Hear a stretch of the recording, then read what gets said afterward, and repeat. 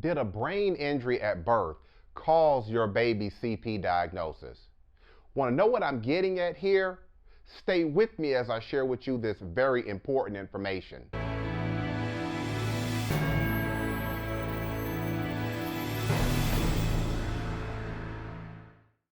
Hello, I'm Marcus Boston, and I'm a childbirth injury and medical malpractice attorney practicing law here in the state of Maryland. And I'd like to quickly talk with you today about that question because I recently spoke with an individual who had that question. Her baby had been diagnosed with CP, and the question was, did something that happened during the delivery process injure the baby's brain, which subsequently led to the CP diagnosis? Now, before I answer that question, before I get into it, I want to give you a baseline as to some definitions. I use the word CP or cerebral palsy, and when we are talking about CP, essentially what we are looking at is it is a movement disorder, and it's generally caused because of an injury to the brain. And so for this particular mother, her questions were surrounding her vaginal delivery. And when she kept going further, it was, well, should the doctors have moved to an emergency C-section? And the purpose of today's video is to talk with you about how a brain injury can lead to a CP diagnosis. Now, I'm not talking about a situation in which the baby may have developmental problems, or there may be some genetic things in regards to how the baby develops in utero. That's not what I'm going to be dealing with today.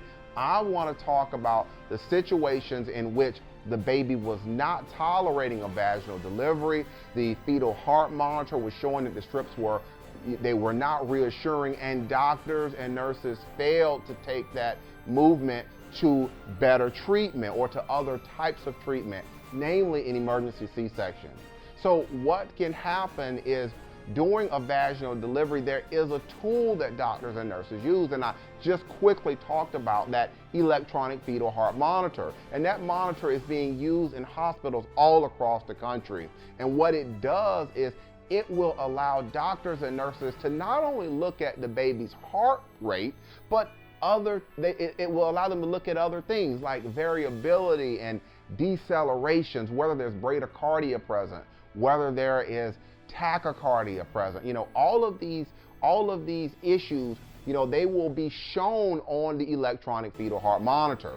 And if you have doctors and nurses, they're incorrectly reading the electronic fetal heart monitor, they're not reading the strips right, this can cause a lot of problems for the baby. Couple, a non-reassuring strip with meconium, and I've shot videos on meconium. There's information on my website which talks about meconium, and essentially that is the baby's stool. So if you've got meconium present with some of these other things that I talked about, late decelerations, bradycardia, minimal variability, if you've got some of these things going on with meconium, these can be strong indications that that baby is no longer tolerating a vaginal delivery. And if the baby goes on too long, pretty much in distress, and nothing is done to help the baby, then the baby can suffer a brain injury. And from that brain injury, you can have a subsequent cerebral palsy diagnosis. In the baby's medical records or talking to the doctors and other medical professionals, you might hear this term HIE, hypoxic ischemic encephalopathy. If that could be in play, and that is essentially a reduced level of blood and oxygen getting to the baby, which leads to a brain injury.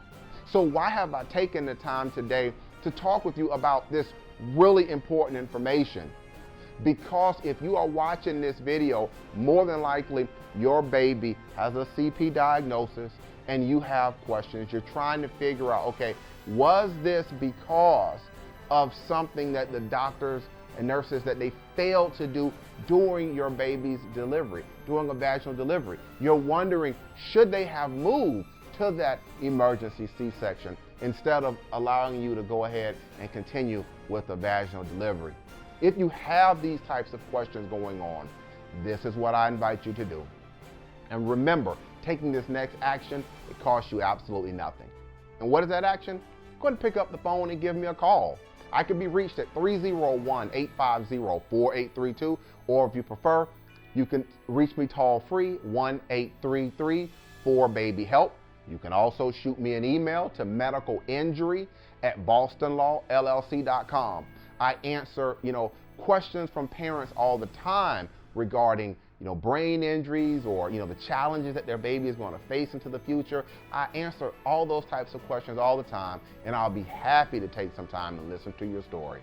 All right, that's going to be it for today's quick educational video. Again, I'm Marcus Boston, and I'm one of the childbirth injury and medical malpractice attorneys practicing law at Boston Law Group, LLC in the state of Maryland.